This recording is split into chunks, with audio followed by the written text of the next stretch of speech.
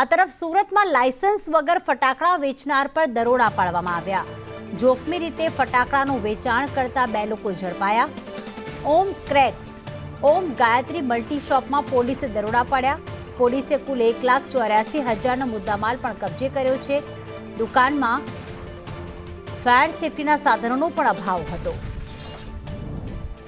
મનીષ જોડાઈ ગયા છે। મનીષ, દિવાળીના સમયમાં અને ફટાકડાની સિઝન અત્યારથી શરૂ થઈ ગઈ છે, ત્યારે લાયસન્સ વગર કેટલા લોકો ફટાકડા વેચી રહ્યા હતા, શું કાર્યવાહી કરવામાં આવી? જી બિલકુલ, વાત કરીએ તો દિવાળી આવી રહી છે અને લોકો ફટાકડાનું ધૂમ વેચાણ કરતા હોય છે, ત્યારે આ ફટાકડાની દુકાનોમાં આગ લાગવાના બનાવ બનતા હોય છે અને જાનહાનિ થતી હોય છે। ત્યારે ફાયરની સેફટીના સાધનો અને લાયસન્સ વગર જે ફટાકડાની દુકાનો છે તેની અંદર લાલગેટ પોલીસનું ચેકિંગ હાથ ધરવામાં આવ્યું હતું। ખાસ કરીને વાત કરીએ તો સુરતના ડગગર વિસ્તાર છે, જે સૌથી મોટું ફટાકડા માર્કેટ જાણવામાં આવે છે, તેની 6 જેટલી દુકાનમાં જે લાલગેટ પોલીસે છે અકસ્માત ચેકિંગ કર્યું હતું।